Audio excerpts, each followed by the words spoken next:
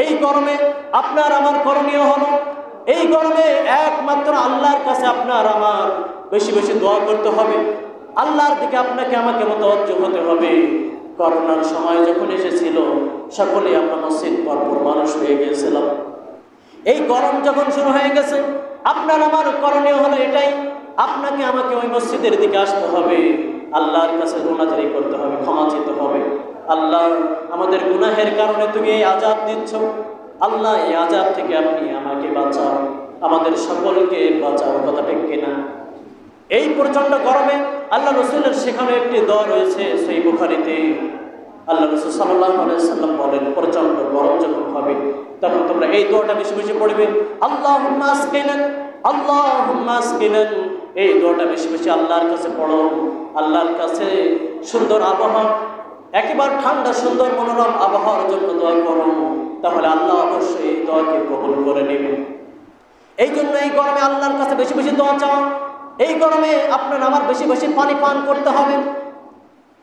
স্বাস্থ্য অধিদপ্তর থেকে অনেক নির্দেশনা দিচ্ছে, আমরা এগুলো খেয়াল করব যে গরমে বেশি বেশি পানি পান করা, এবং এই গরমে যদি খুব উত্তপ্ত গরম হয় বেশি বেশি গোসল করা, শরীরে কোনো কাপড় দিয়ে গা পরিষ্কার করে সুন্দর করে বসা, এবং একাধারে ধারাবাহিকভাবে অনেকক্ষণ কাজ না করা। এই গরমে অনেকে আছে অনেকক্ষণ, এই ধান কাটা সিজন পড়ে গেছে, অনেকক্ষণ কাজ করছে, অনেকে কিন্তু মৃত্যুবরণ করছে, হার্ট অ্যাটাক করে মারা যাচ্ছে এই গরমের কারণে।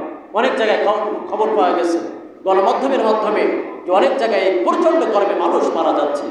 এই জন্য আপনাকে আমাকে সতর্ক হতে হবে।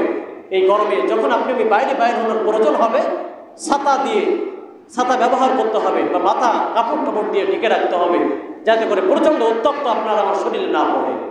কারণ যে কোনো সময় হার্ট অ্যাটাক হতে পারে। এই প্রচণ্ড গরম সহ্য করতে না পেরে অনেকেই মারা যাচ্ছে অনেক জায়গায়।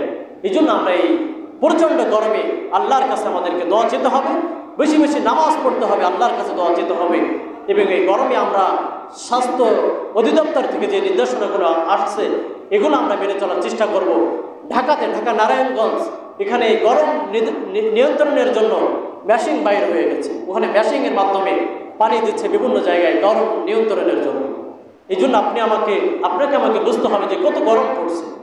এই জন্য এই গরম থেকে বাঁচতে হলে একমাত্র আল্লাহর দিকে মুতাওয়াজ্জিহ হওয়া ছাড়া, আল্লাহর পায়ে কুদরতি সিজদা করা ছাড়া, আল্লাহর কাছে চাওয়া ছাড়া বিকল্প কোনো পথ নাই।